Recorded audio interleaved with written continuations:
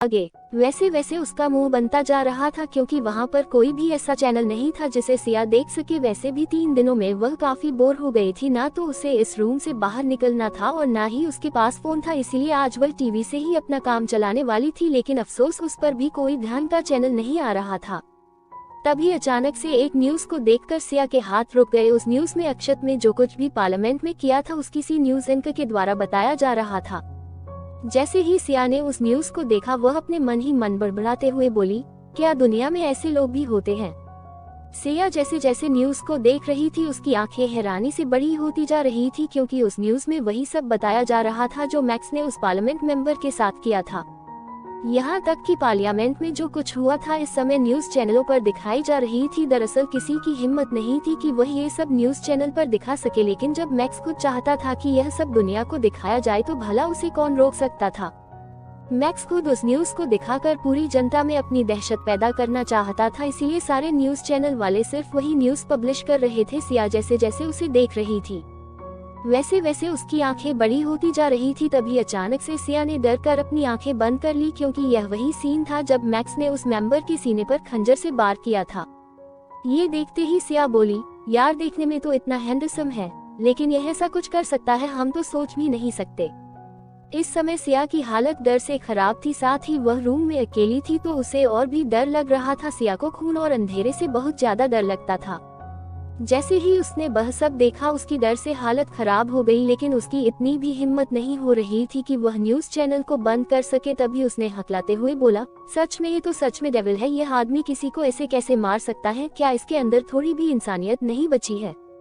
हालांकि सिया को डर लग रहा था, लेकिन वह बड़बड़ाते हुए ये सब बोले जा रही थी। तभी उसे अपनी गर्दन पर किसी की गर्म सांसें महसूस हुई, जिसे महसूस करते ही सिया डर गई। लेकिन जैसे ही उसके कानों में आवाज पड़ी वह बिल्कुल नॉर्मल हो गई। दरअसल ये कोई और नहीं अक्षत था। जब उसने सिया को इस तरह डरते देखा तो वह उसके कंधे में अपना सर झुका लिया और उसके कमर को टाइटली होल्ड करते हुए सिया के कान में गर्म सांसें छोड़ते हुए बोला, बेबी गर्ल मैं सच में बहुत बुरा इंसान हूँ। उसकी बात सुनते ही सिया की आंखें हैरानी से बड़ी हो गई। इस आदमी के कहने का मतलब क्या है, क्या सामने जो कुछ भी दिखाया जा रहा है वो सब इसने किया है। ये सोचते ही सिया की हड्डियां तक हिल गई, लेकिन उसके अंदर इतनी हिम्मत नहीं थी कि वह ये सवाल अक्षत से कर सके।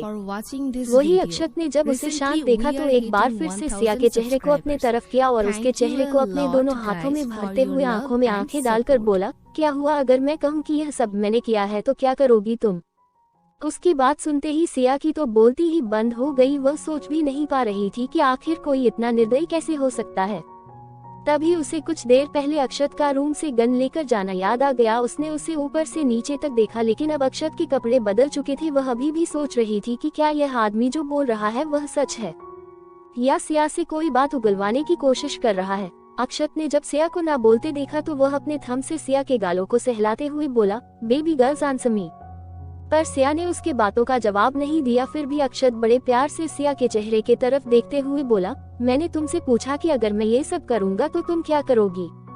उसकी बात सुनते ही सिया एक बार फिर से डर गई। वही अभी भी न्यूज चालू था जिसमें उस आदमी का बेरहमी से कत्ल करते हुए दिखाया जा रहा था। तभी सिया की नजर अचानक से टीवी की तरफ चली गई, जहां पर मैक्स ने उस आदमी के सीने में खंजर से वार कर उसके दिल को चाकू से कुरेद रहा था। ये देखते ही सिया डर से अपनी आंखें बंद कर ली और वह झटके से अक्षर के गले लग गई। वही अक्षत अभी भी सिया से अपने जवाब की उम्मीद कर रहा था, लेकिन तभी उसे महसूस हुआ कि सिया बेहोश हो चुकी है। ये देखकर वह जल्दी से उसे गोद में उठाया और बेड पर ले जाकर लेटाते हुए उसके हाथों को रब करने लगा। वह समझ नहीं पा रहा था कि आखिर इस लड़की को हुआ क्या है, वह इतनी सी बात पर बेहोश कैसे हो सकती है। आखिर अक्षत ने उससे कुछ कहा भी नहीं था, वह तो सिर्फ उससे अपने सवालों का जवाब चाहता था। लेकिन अब अक्षत को कौन समझाए कि सिया उसके बातों से नहीं बल्कि उसकी हरकतों से बेहोश हुई है। वही अक्षत ने काफी देर तक सिया के पास बैठने के बाद जब देखा कि उसे होश नहीं आ रहा है तो वह उसके दोनों चेहरे को अपने हाथों में पकड़ते हुए उसके मासूम से चेहरे को देखने लगा। इस वक्त अक्षत की निगाहें सिया के चेहरे से हट ही नहीं रही थी। वह बेहोशी में भी इतनी खूबसूरत लग रही थी कि अक्षत सोच रहा था कि वह सिया को अपने अंदर ही सामा ले। उसे बर्दाश्त नहीं हुआ तो वह सिया के ऊपर झुका और उसके होठों को अपने सख्त होठों से जोड़कर किस करने लगा है। सिया बेहोश थी इसलिए वह कुछ रिस्पांस नहीं कर रही थी, लेकिन अक्षत को कौन समझाएगा। वह तो सिया के होठों को देखकर ही पागल हो जाता था और अपने इस पागलपन में वह न जाने कब क्या कर दे। काफी देर तक किस करने के बाद जब अक्षत उससे दूर हुआ तो उसे ध्यान आया कि सिया बेहोश है। क्या उससे ऐसा करना चाहिए, लेकिन अब वह क्या करे। आखिर इस लड़की को किसने कहा था इतनी खूबसूरत होने के लिए। ये सोचते हुए अक्षत अपने अंगूठे से सिया के होठों को सहलाए जा रहा था, जिसमें अब थोड़ी सूजन आ गई थी। अक्षत इतना पैशनेट होकर सिया को किस कर रहा था कि उसके नाजुक होठ अक्षत के हार्ड होठ को बर्दाश्त नहीं कर सके। हमेशा ऐसा होता था जब अक्षत सिया को किस करता था, हमेशा सिया के होठों में सूजन हो जाता था, साथ ही उसे दर्द भी होता था, लेकिन कभी भी यह बात अक्षत को नहीं बताती थी। और इस समय तो वह बेहोश थी। जब काफी देर तक अक्षत ने देखा कि सिया को होश नहीं आ रहा है, तो वह उसे गोद में उठाया और वहां से कबर्ड की तरफ चला गया, जहां पर कपबोर्ड के साइड में दीवार पर एक घड़ी लगी हुई थी।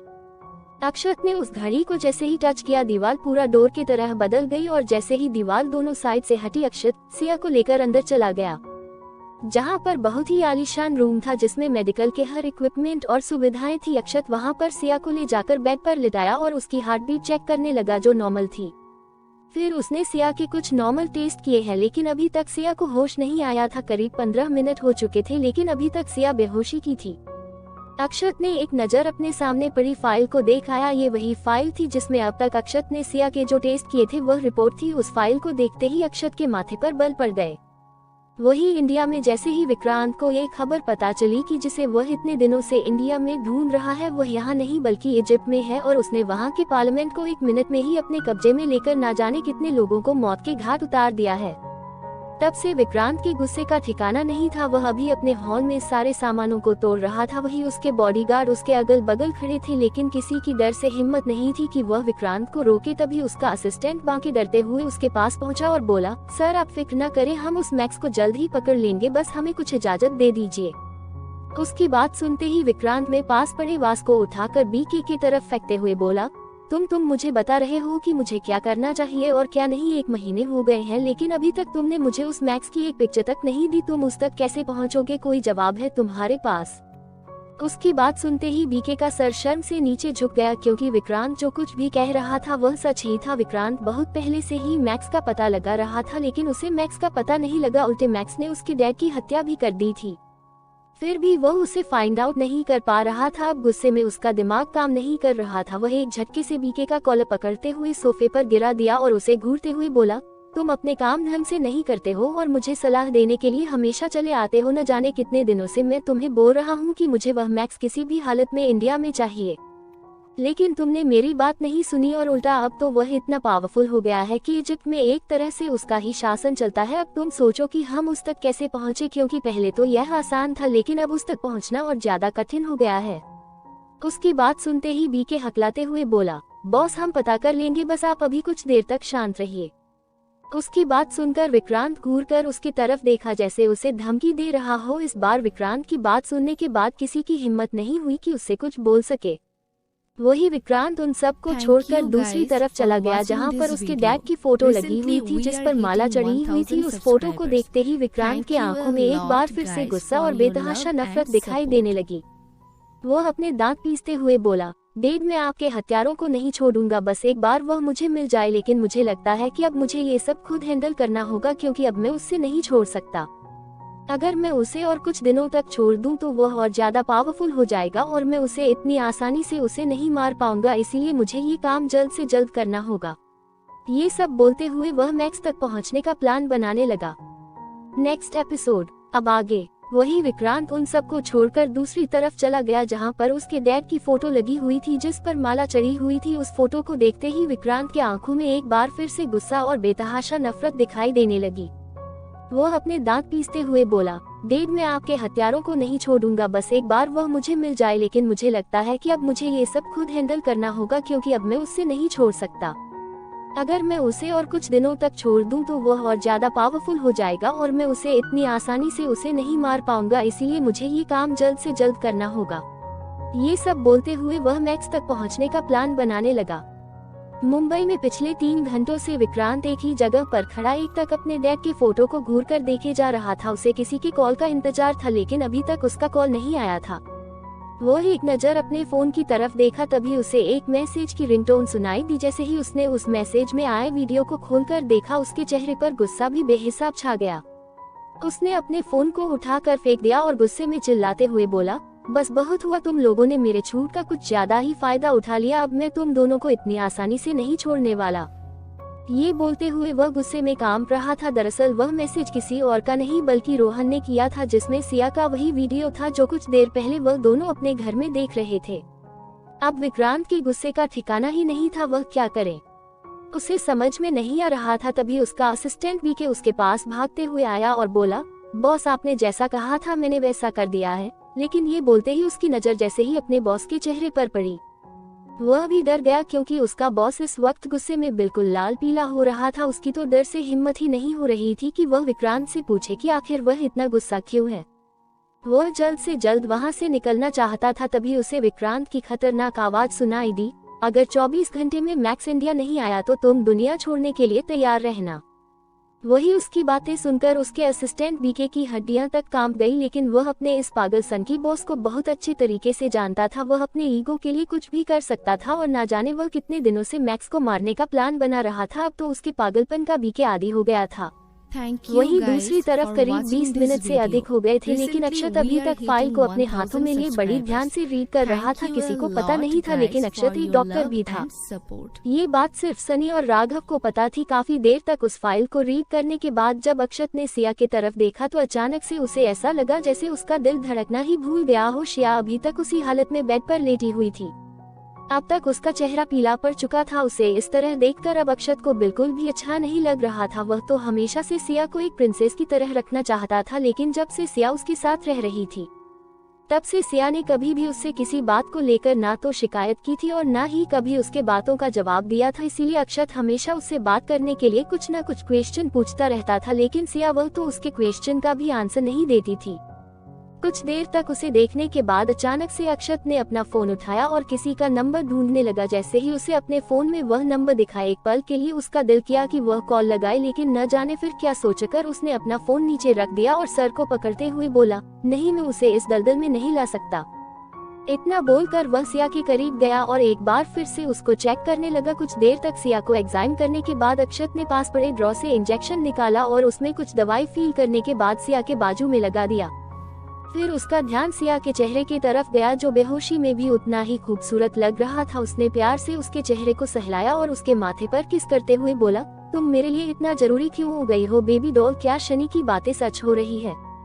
ये बोलते हुए वह एकटक सिया के चेहरे को देखे जा रहा था। जिसके मन में क्या चल रहा था ये कोई नहीं बता सकता था। वहीं दूसरी तरफ सनी पूरे घर में अक्षत को ढूंढ लिया था, लेकिन अक्षत उसे कहीं भी दिखाई नहीं दिया था। शनि को अक्षत से कुछ इम्पोर्टेंट बात करनी थी, लेकिन वह तो घर में था ही नहीं। सनी जानता था कि इस समय अक्षत उसे कहाँ मिलेगा। जैसे ही वह उस घर से निकलकर वहां के बैकयार्ड में गया तो देखा कि वह भी पूरी तरीके से खाली था। ये देखकर सनी सोचने लगा कि आखिर अक्षत कहाँ गया है कि अभी घर पर नहीं थी, क्योंकि उसने पहले ही अक्षत के रूम में देख लिया था। तभी उसने अपना फोन निकाला और अक्षत को कॉल लगाने लगा। वही अक्षत के फोन पर रिंग तो जा रही थी, पर वह सनी का कॉल रिसीव नहीं कर रहा था। करीब 5-6 बार उसका फोन ट्राई करने के बाद जब अक्षत ने कॉल रिसीव नहीं किया तो सनी गुस्से में अपने फोन की तरफ देखते हुए बोला, ये लड़का बिल्कुल पागल हो गया है, पता नहीं कहाँ चला गया।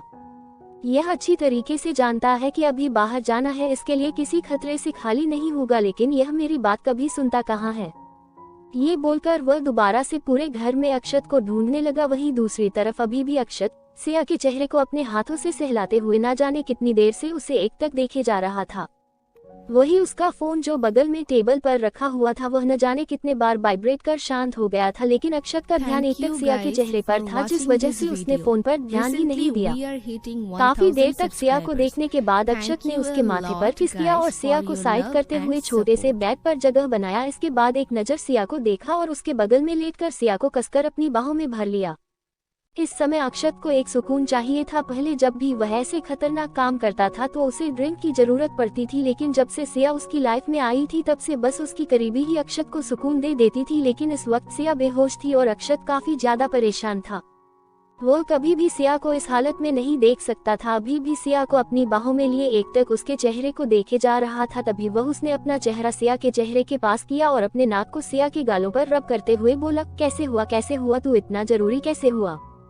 ये बोलते हुए वह अपना फेस सिया के फेस पर रगड़े जा रहा था जैसे वह सिया के लिए बिल्कुल पागल हो। वही कुछ देर बाद उसने अपना फेस सिया के गर्दन में छुपा लिया और उसके खुशबू को स्मेल करने लगा। वो सिया को स्मेल करते हुए लंबी लंबी सांसें ले रहा था। इस वक्त अगर कोई उसे देखता तो अक्षत को पागल ही समझता है, लेकिन यह पागलपन सिर्फ सिया के लिए था। जैसे ही कुछ देर बाद अक्षत को अपनी सांसों में सिया की खुशबू महसूस हुई, उसके चेहरे पर एक सुकून भरी स्माइल आ गई।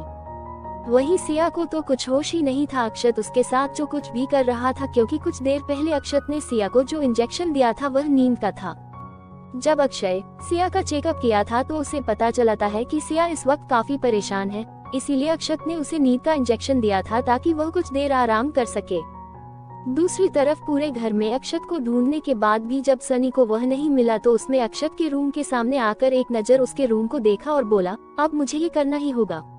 इतना बोलकर वह उसी वाल के पास गया जहां से कुछ देर पहले अक्षत ने रूम में इंटर किया था, और जैसे ही शनि ने उस वालों को हटाया, सामने देखकर इसकी आंखें हैरानी से बड़ी हो गई। नेक्स्ट एपिसोड अब आगे। वही सिया को तो कुछ होश ही नहीं था अक्षत उसके साथ जो कुछ भी कर रहा था, क्योंकि कुछ देर पहले अक्षत ने सिया को जो इंजेक्शन दिया था वह नींद का था। जब अक्षय सिया का चेकअप किया था तो उसे पता चलता है कि सिया इस वक्त काफी परेशान है, इसीलिए अक्षत ने उसे नींद का इंजेक्शन दिया था ताकि वह कुछ देर आराम कर सके। दूसरी तरफ पूरे घर में अक्षत को ढूंढने के बाद भी जब सनी को वह नहीं मिला तो उसने अक्षत के रूम के सामने आकर एक नजर उसके रूम को देखा और बोला, अब मुझे ये करना ही होगा। इतना बोलकर वह उसी वाल के पास गया जहां से कुछ देर पहले अक्षत ने रूम में इंटर किया था, और जैसे ही शनि ने उस वालों को हटाया, सामने देखकर इसकी आंखें हैरानी से बड़ी हो गई। सनी ने जैसे ही अपने सामने देखा तो उसकी आंखें हैरानी से बड़ी हो गई, क्योंकि अभी वह अक्षत सिया को अपने बाहों में भरे सुकून की नींद सो रहा था। उसे इस तरह देखकर सनी को काफी हैरानी हुई, क्योंकि मैक्स ने आज जो कुछ भी किया था सनी समझ रहा था कि वह बहुत ज्यादा परेशान हो गए, इसीलिए वह न जाने कब से अक्षत को खोज रहा था। लेकिन उसे इस तरह सुकून से सोते देख उसने अपने मन ही मन सोचा कि आखिर ऐसा कैसे हुआ, क्या सच में ये लड़की अक्षत के लिए उसका सुकून है, क्या अक्षत मुझसे सही कह रहा था। उसने सोच लिया कि अगर अक्षत के लिए सिया उसका सुकून है तो वह कभी भी अक्षत को इस बात के लिए फोर्स नहीं करेगा कि वह सिया को अपने आप से दूर भेजे। कई सालों से सनी अक्षत के साथ रह रहा था, लेकिन आज से पहले अक्षत किसी का मर्डर करने के बाद कभी भी इतना शांत नहीं रहा था। आज पहली बार उसे इस तरह देखकर ना जाने क्यों पर सनी को भी काफी रिलैक्स फील हो रहा था। वह उन दोनों को शांति से देखे बिना डिस्टर्ब किए वहां से चला गया। वहीं दूसरी तरफ एक बड़े से घने जंगल के बीचों बीच एक आदमी बैठे अपने हाथों में सिंगार लिए कुछ सोच रहा था। तभी एक उसका करीबी आदमी उसके पास आया और सर झुकाते हुए बोला, बॉस बहुत बड़ी खबर मिल गई है, जैसा कि आपने कहा था सब एकदम सही है, उसने उन लोगों के साथ वैसे ही किया है। उसकी बात सुनते ही वह आदमी अपने हाथों में पकड़ी सिगरेट का कश लेते हुए बोला, मुझे पहले ही पता था मैक्स ऐसा ही करेगा, लेकिन इस बार उसके इस काम के पीछे मकसद क्या है, क्योंकि अगली बार ने तो वह सब उसने मुझे पकड़ने के लिए किया था। अब वह क्या करना चाहता है तुम पता करो, नहीं तो हमारा सब प्लान फ्लॉप हो जाएगा। उस आदमी की बात सुनते ही जिसने अभी कुछ देर पहले उसे वह खबर सुनाई थी वह अपना सर झुकाते हुए वहां से चला गया। उसके जाने के बाद उस आदमी ने अपने हाथों में पकड़ी सिगरेट को अपने बाजू पर रखते हुए दबा दिया और बोला, बस बहुत हो चुका मैक्स, अब तुम सामना करोगे अब्दुल्ला का। तुम मुझे कभी भी यहाँ से बाहर नहीं निकाल सकते और न ही मैं कभी तुम्हें यहाँ से दूर जाने दूंगा। वो कोई और नहीं बल्कि अब्दुल्ला था, जो न जाने कितने दिनों से मैक्स के डर से इन जंगल के बीच छुपा था, जिसके बारे में मैक्स को कोई आइडिया नहीं था। वह भले ही मैक्स से बच रहा था, लेकिन उसकी हर खबर पर बराबर नजर बनाए हुआ था। और तभी उसे यह पता चलाता थी कि मैक्स ने पार्लियामेंट के मेंबरों को पकड़ लिया है, लेकिन उसके पीछे का मकसद क्या था ये किसी को नहीं पता था। वहीं दूसरी तरफ सनी अपने हाथों में पकड़ा एक डॉक्यूमेंट लेकर बेसमेंट में पहुंचा, जहां पर करीब 15 से 20 लोगों को बांध कर रखा गया था। उनकी हालत बुरी थी, उन्हें देखकर लग रहा था कि शायद बहुत देर से उन्हें किसी ने मारा गया हो।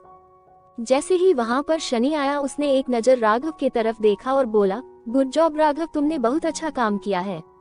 उसकी बातें सुनते ही राघव का सीना चौड़ा हो गया। उसने उसे देखा और बोला, थैंक यू बॉस। उसकी बात सुनते ही सनी मुस्कुराते हुए अपने हाथों में पकड़ी फाइल को लेकर उन सभी आदमियों के सामने रख दिया। वही वह लोग अभी उसकी तरफ हैरानी से देखे जा रहे थे कि आखिर सनी क्या चाहता क्या है। तभी सनी ने एक कड़क आवाज में बोला, अगर तुम लोग अपनी खुशियां चाहते हो तो इस पर साइन करो। सनी की बात सुनते ही सबकी आंखें अपने सामने पड़े पेपर पर जाकर टिक गई, लेकिन जैसे ही उन्होंने पूरा पेपर पढ़ा उनकी आंखें हैरानी से बड़ी हो गई। वह ना में सर हिलाने लगे। तभी सनी हंसते हुए सामने बड़ी चेयर पर बैठ गया और अपने एक पैर पर दूसरा पैर चढ़ाते हुए बड़े ही एटीट्यूड में बोला, तुम लोग क्या सोचते हो कि तुम बच जाओगी तो नहीं, और हाँ अगर इस पेपर पर तुमने साइन नहीं किया तो तुम्हारे फैमिली वाले भी कब लापता हो जाए, मैं यह नहीं कर सकता।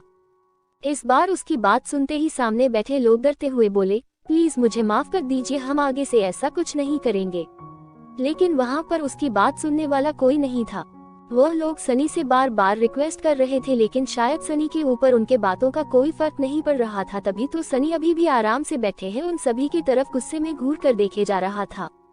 जब सनी ने देखा कि वह लोग उसके सामने गिड़गिड़ा रहे हैं तो उसे काफी गुस्सा आया। वह उन्हें इस तरह देखकर इरिटेट हो रहा था, इसलिए अपने पीछे गन निकाला और उनके सामने पड़े टेबल पर रखते हुए बोला, मैं तुम लोगों की कोई भी बात नहीं सुनने वाला, सिर्फ 3 तक गिनूंगा। अगर तुम सब ने इस पर साइन नहीं किए तो अपनी जिंदगी से हाथ धो बैठोगे। ये बोलते हुए वह काउंट करने लगा। वही उन सभी ने जैसे ही सनी को अकाउंट करते देखा, सभी डर से इस पेपर पर साइन कर दिए। दरअसल वह पेपर कोई आम पेपर नहीं था, बल्कि उस पेपर पर यह कंडीशन लिखी गई थी कि वह लोग जितना भी कमाई करेंगे, उनका जितना भी पैसा और प्रॉपर्टी है, उन सब में मैक्स का 25% रहेगा। एक तरीके से हम कह सकते हैं कि मैक्स ने उनके प्रॉपर्टीज का 25% हिस्सा अपने नाम करवा लिया था। उन लोगों के साइन करने के बाद सनी मुस्कुराते हुए पेपर अपने हाथों में पकड़ा और हंसते हुए बोला, वैसे अच्छा लगा ये जानकर कि तुम लोगों को अपनी जिंदगी प्यारी है। ये बोलते ही वह वहाँ से चला गया। वही उनके जाने के बाद राघव ने एक नजर सबकी तरफ देखा और बोला, अब तुम लोगों को कोई टॉर्चर नहीं करेगा, अब तुम यहाँ से आराम से जा सकते हो। राघव की बात सुनकर सभी ने एक चैन की सांस ली। कम से कम वह लोग अब यहाँ इस नर्क से तो निकल जाएंगे। वहीं दूसरी तरफ अभी भी अक्षत सिया को अपनी बाहों में लिए सो रहा था। तभी सिया की आंखें धीरे धीरे खुलने लगी। सिया को अपने शरीर के ऊपर किसी की कस्ती पकड़ महसूस हुई। वह अपने आप को हल्का सा हिलाई, तभी उसकी नजर अपने बगल में सो रहे अक्षत के ऊपर गई, जिसे देखकर सिया ने एक नजर उसे देखा और अक्षत से अपने आप को छुड़ाने के लिए उससे दूर जाने लगी। लेकिन बेड इतना छोटा था कि सिया हिल भी नहीं पा रही थी। ऊपर से अक्षत ने उसे इतना कसकर पकड़ा हुआ था कि अब उसे अपने शरीर में दर्द भी होने लगा था। लेकिन अब अक्षत को कौन समझाए। वही सिया के हिलने से अक्षत की नींद खुल गई थी।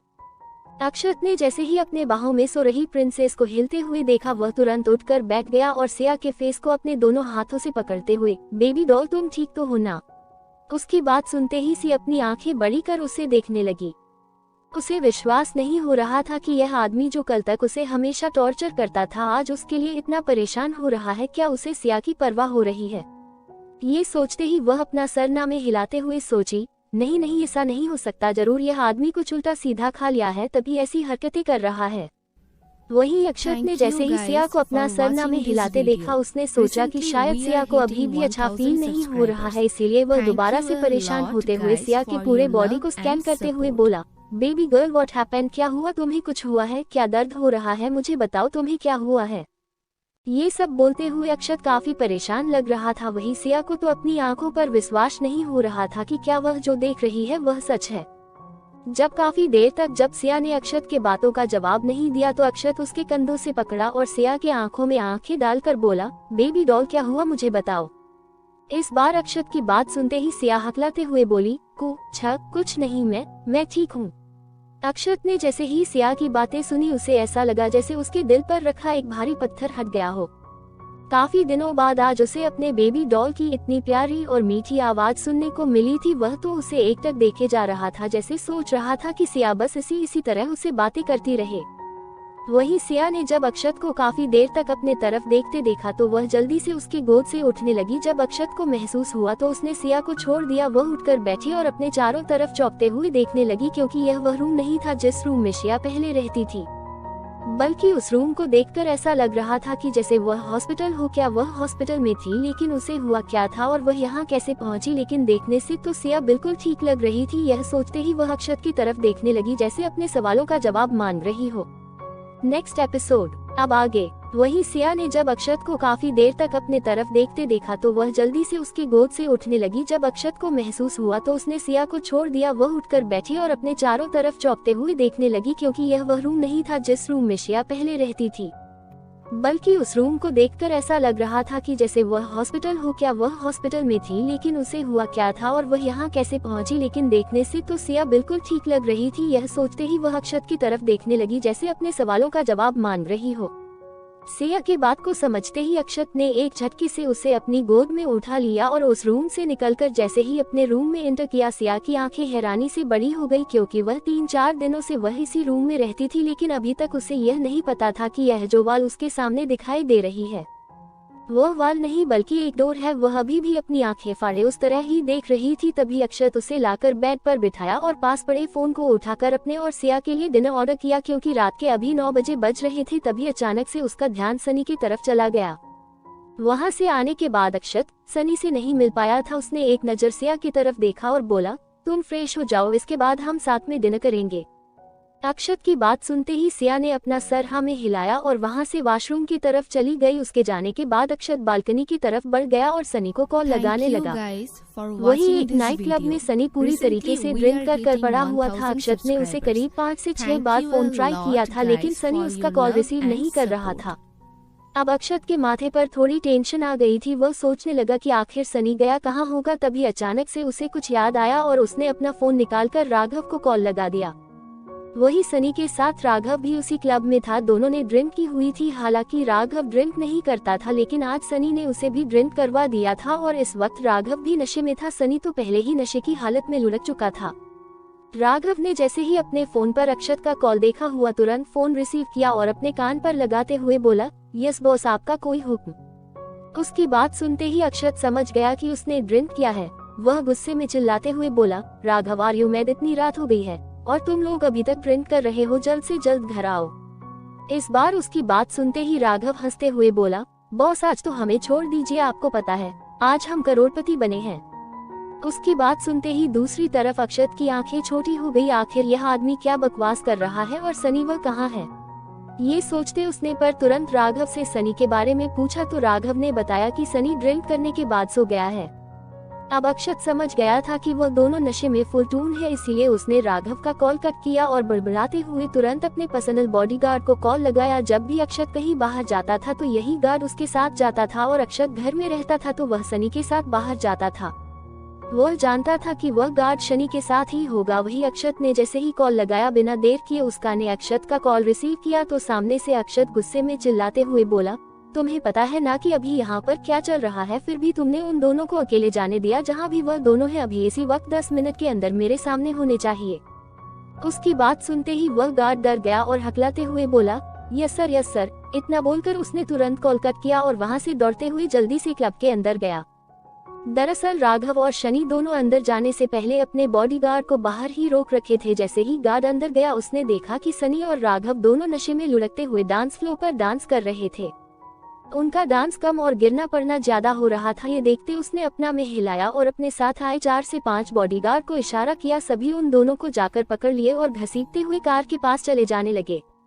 वही राघव तो चुपचाप जा रहा था, लेकिन शिनिर वह गुस्से में उसके तरफ घूरते हुए बोला, तुम्हारी हिम्मत कैसे ही मुझे हाथ लगाने के लिए? तुम शायद जानते नहीं हो आई एम बॉस, और अगर तुमने मुझे परेशान किया तो मैं तुम्हें तुम्हारी जॉब से निकाल दूंगा।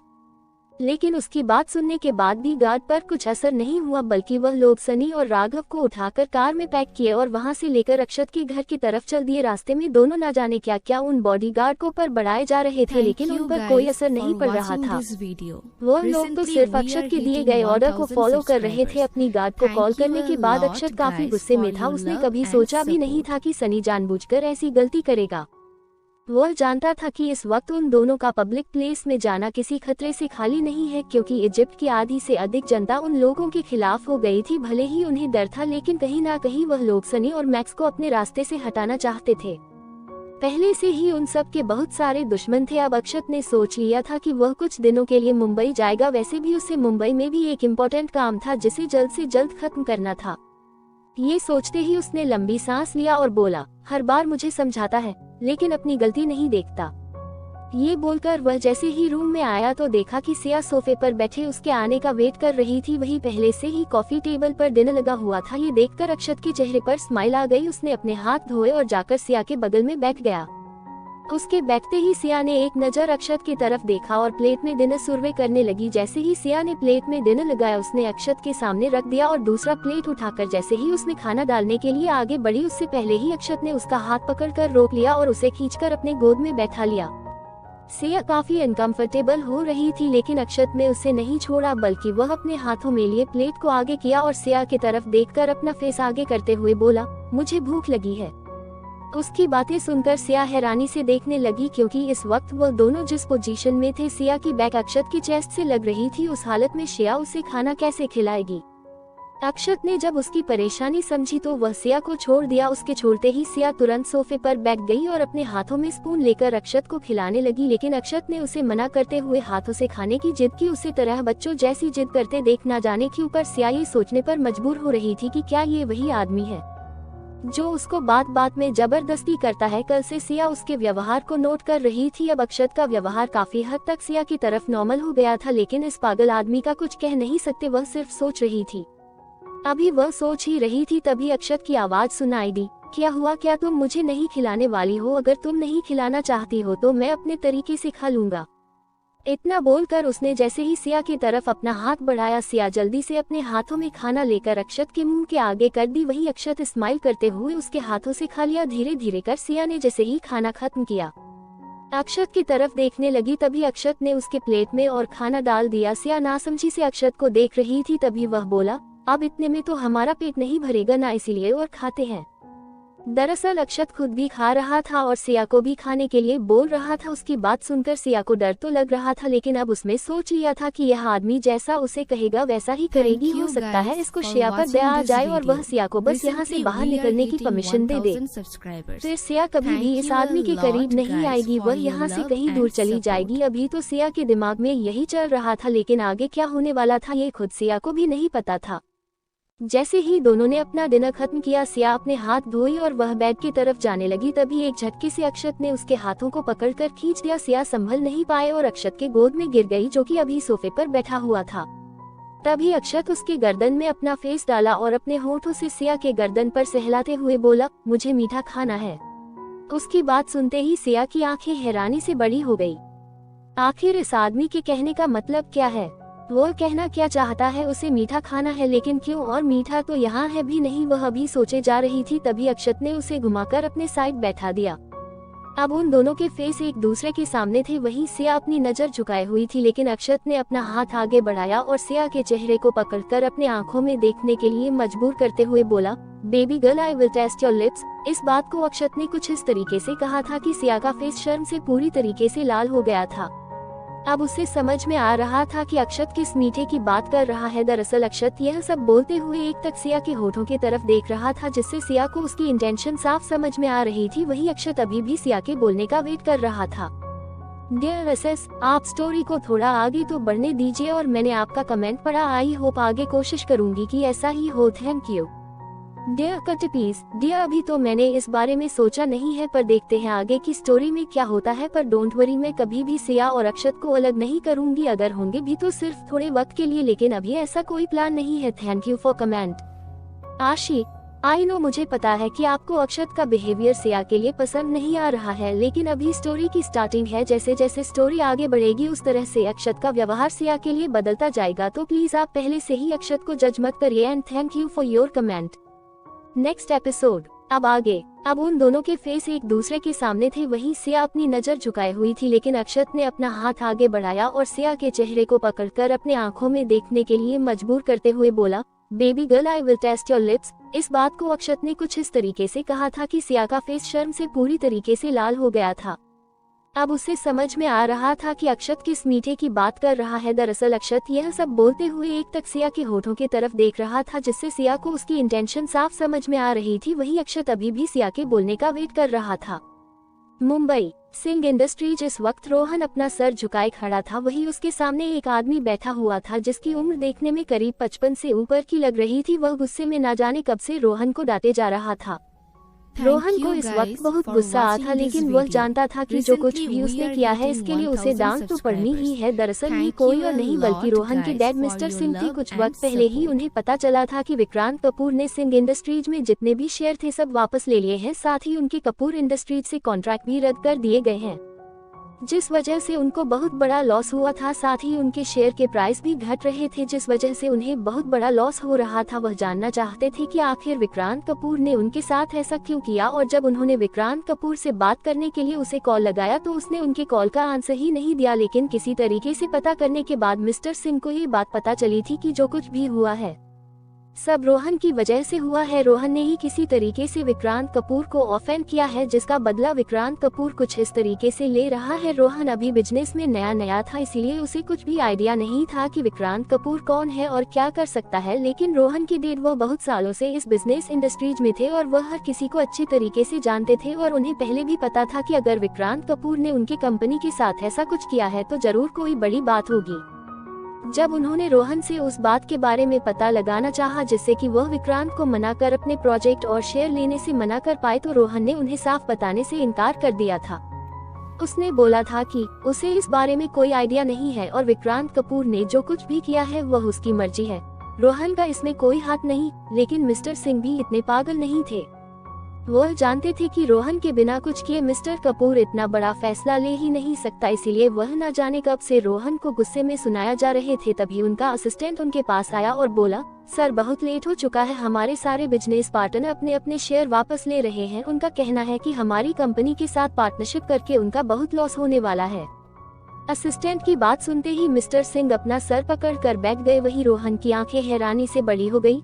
क्या एक बात के लिए मिस्टर कपूर उसके साथ इतना निर्दयी हो सकता है? नहीं, यह कोई मामूली बात नहीं थी। उसे पहले से ही पता था कि मिस्टर सिंह को सिया में इंटरेस्ट है। दरअसल कुछ दिनों पहले मिस्टर सिंह जब रोहन की कंपनी आया था किसी मीटिंग के सिलसिले में, उसी वक्त उसकी नजर सिया पर पड़ी थी। उसने सिया से बात करना चाहा था, लेकिन उस वक्त रोहन सिया के साथ अपने रिश्ते को आगे बढ़ाना चाहता था, इसलिए उसने सिया से उससे नहीं मिलने दिया। लेकिन कुछ दिनों तक ये लगातार होने लगा, जब किसी न किसी बहाने से विक्रांत कपूर सिंह इंडस्ट्री जाता और बराबर उसकी सिया पर नजर रहती। वह तो सिया के लिए इतना पागल हो चुका था कि एक बार बिना सोचे समझे करोड़ों की प्रोजेक्ट ऑफर रोहन को दे दिया, जिससे उसकी कंपनी ऊंचाइयों पर जाने वाली थी। रोहन ने पहले तो इस बारे में नहीं सोचा था, लेकिन जब रागिनी उसके कांटेक्ट में आई और उन दोनों की नजदीकियां बढ़ने लगी तो रोहन को यह अच्छा लगा। साथ ही उसने सोचा था कि सिया को भी एक अच्छा लाइफ पार्टनर मिल जाएगा, क्योंकि रोहन ने तो सिया को दमकर रागिनी को चुन लिया था, लेकिन अभी तक उसने इस बारे में सिया से बात नहीं की थी। और जब यह फैसला रोहन ने विक्रांत कपूर को सुनाया तो विक्रांत कपूर उससे इतना खुश हुआ कि हर प्रोजेक्ट में वह रोहन का साथ देने लगा। रोहन की कंपनी को बड़े बड़े प्रोजेक्ट मिलने लगे और जितने भी उसमें पैसों की जरूरत पड़ती वह विक्रांत कपूर बिना एक बार पूछे जाचे रोहन को देने लगा। रोहन भी से खुश था और विक्रांत कपूर भी। बस रोहन को और क्या चाहिए, उसके लिए तो सिया एक सोने की अंडा देने वाली मुर्गी थी। वह बस अपने फायदे के बारे में सोच रहा था और इस समय उसका सपोर्ट कर रही थी रागिनी। लेकिन आज जब मिस्टर सिंह उसे सुना रहे थे तो सारी बातें वह अकेले ही सुन रहा था। वहाँ पर रागिनी नहीं थी और मिस्टर सिंह को रागिनी के बारे में कुछ पता भी नहीं था और न ही उन्हें सिया के बारे में पता था। अभी भी रोहन को घूर कर देख रहे थे, तभी दोबारा से उनके असिस्टेंट की आवाज सुनाई दी, जिससे उन्होंने एक नजर रोहन को देखने के बाद अपना चेहरा फेर लिया और असिस्टेंट की तरफ देखते हुए बोले, तुम अभी के अभी अर्जेंट मीटिंग फिक्स करो, मैं सबसे बात करता हूँ, देखता हूँ क्या हल निकलता है। उनकी बात सुनकर वह असिस्टेंट वहां से चला गया। उसके जाने के बाद मिस्टर सिंह रोहन की तरफ देखते हुए बोले, मुझे ये तो नहीं पता कि तुमने विक्रांत कपूर के साथ क्या किया है, लेकिन जिस तरीके से उसने हमारे कंपनी में इन्वॉल्व हो ना फिर अपना हाथ पीछे खींचना, मुझे ऐसा लग रहा है कि कोई बड़ी बात है जो तुम मुझसे छुपाना चाहते हो। अभी भी तुम्हारे पास वक्त है, मुझे बता दो, मैं सॉल्व करने की कोशिश करूंगा और अगर तुमने नहीं बताया तो शायद हम सड़क पर आ जाएंगे। ये बोलकर वह वहां से चले गए। वही उनके जाने के बाद रोहन चेयर पर धम से बैठ गया और अपने सर को पकड़ते हुए बोला, सिया सिया सिया, ये लड़की ना तो पूरी तरीके से मेरी लाइफ से जाती है और ना ही मेरे लाइफ में आती है, बल्कि मुझे तो ऐसा लग रहा है कि यह मेरे बर्बादी की वजह भी बनने वाली है। लेकिन मैं ऐसा नहीं होने दूंगा, अगर तुम मुझे मिल जाओ तो मैं तुम्हें उस विक्रांत कपूर को दे दूंगा, जिससे कि वह मेरा पीछा छोड़ दे। आज से पहले कभी भी मेरे डैड ने मुझे इस तरीके से नहीं डांटा था, लेकिन आज उन्होंने जो कुछ भी मेरे साथ किया है वह सब तुम्हारी वजह से हो रहा है सिया, और मैं तुम्हें नहीं छोड़ूंगा। ये बोलकर वह कंपनी से बाहर निकला और विक्रांत कपूर से मिलने के लिए उसकी कंपनी की तरफ चला गया। वहीं दूसरी तरफ जब अक्षत ने देखा कि सिया उसके बातों का जवाब नहीं दे रही है तो अपना फेस सिया के करीब लाने लगा। ये देखकर सिया ने अपनी आंखें बंद कर दी। कुछ देर बाद जब उसे अपने फेस पर कुछ महसूस नहीं हुआ तो उसने अपनी आंखें खोल सामने देखा तो अक्षत उसकी तरफ देखकर स्माइल कर रहा था। उसकी स्माइल देखकर तो क्या ही कहना, सिया तो एक पल के लिए उसकी स्माइल में ही खो गई। ये बंदा भी ना क्या लगता है स्माइल करते हुए। सिया अभी भी वह अपने मन में सोचे जा रही थी। वही अक्षत स्माइल करते हुए अपना हाथ आगे बढ़ाया और सिया के फेस को अपने हाथों में पकड़ते हुए धीरे धीरे अपने अंगूठे से उसके दोनों गालों को सहलाते हुए बोला, क्या तुम्हें मुझसे डर लगता है? उसकी बातें सुनकर सिया ने कुछ जवाब नहीं दिया। जवाब देती भी कैसे, वह तो अभी अक्षत के उस स्माइल में ही खो गई थी जो न जाने कितने दिनों बाद उसे देखने को मिली थी। आज से पहले सिया ने हर वक्त उसे गुस्से में और उसे टॉर्चर करते ही देखा था। आज पहली बार वह इतने ध्यान से अक्षत के फेस को देख रही थी। उफ, क्या कमाल का बंदा है। उसे देखकर ऐसा लग रहा था जैसे सिया की धड़कन ही रुक गई हो। वह अभी भी अक्षत के चेहरे को ध्यान से देखते हुए सोचे जा रही थी कि क्या कोई इतना हैंडसम भी हो सकता है। अक्षत का चेहरा एकदम बेदाग और गोरा था, वही उसके पतले और उसका क्या ही कहना। वह तो देखकर सिया को ऐसा लग रहा था कि बस वह अक्षत के इन होठों को अपने होठों से जोड़कर अपनी प्यास बुझा ले। लेकिन तभी उसकी नजर अक्षत की झील जैसी गहरी काली आंखों पर पड़ी। इतनी गहराई थी कि कोई भी देखते ही खो जाए। क्या वह सच में इतना खूबसूरत है या सिया के देखने से उसे लग रहा है। वह अभी भी सोचे जा रही थी, तभी दोबारा से उसे अक्षत की आवाज सुनाई दी, क्या तुम्हें मुझसे डर लगता है। इस बार उसकी आवाज सुनते ही सिया आपने होश संभाली और अपने सर को झटकते हुए बोली, तू भी ना सिया, ये कैसी कैसी बातें सोच रही है। तू इस आदमी के बारे में इतनी अच्छी बातें कैसे सोच सकती है जबकि इसने तुम्हारे साथ की इतना बुरा किया है। लेकिन अब दिल को कौन समझाए। दिल तो अक्षत की उस स्माइल पर ही अटक गया था जो कुछ देर पहले सिया की नजरों में आई थी। तभी अक्षत की आवाज सुनाई दी, बेबी डॉल क्या हुआ।